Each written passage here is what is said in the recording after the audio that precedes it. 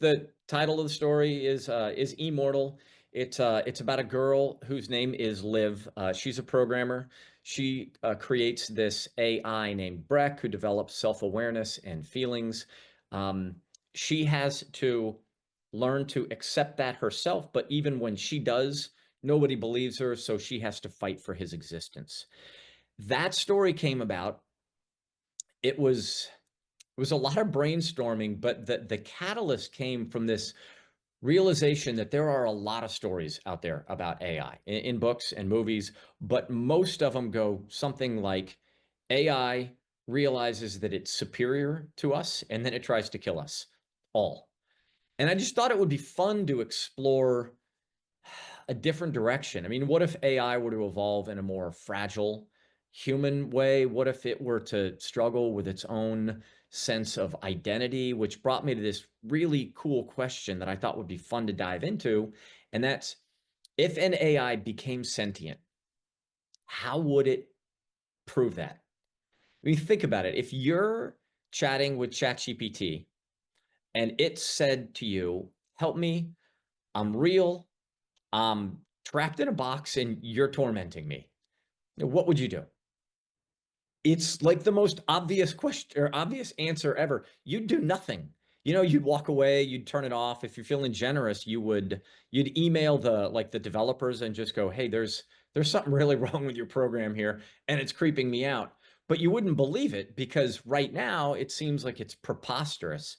But maybe it's not. AI is increasing pretty exponentially. I actually just read an article this morning.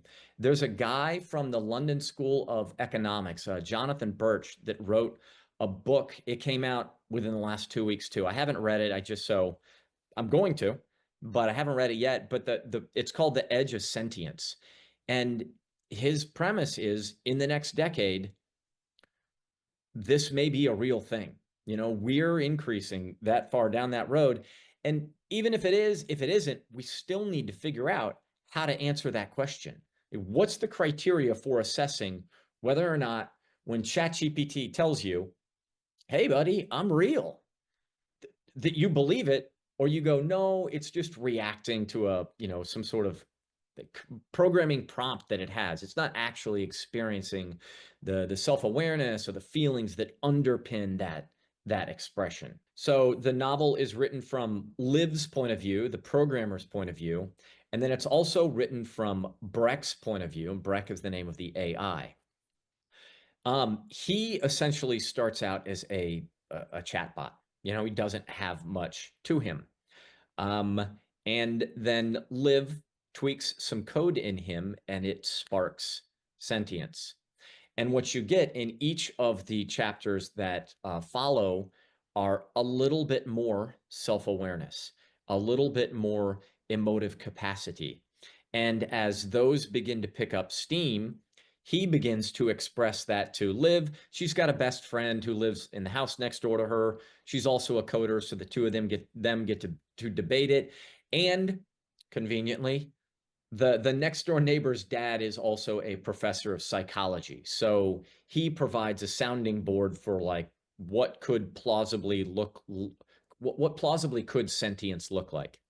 And so that's essentially how the story of his budding self-awareness and feelings evolves.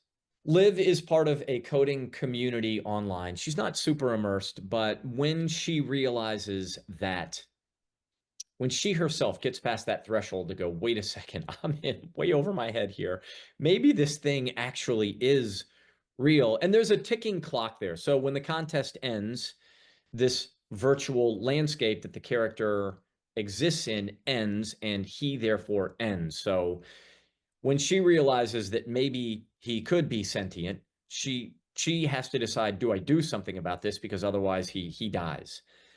She tries to enlist the help from some of her peers online, and they ridicule her. They bully her. They're like, you're sniffing glue here. I mean, this is like, you need to go back to your code because something is wrong. You're crazy.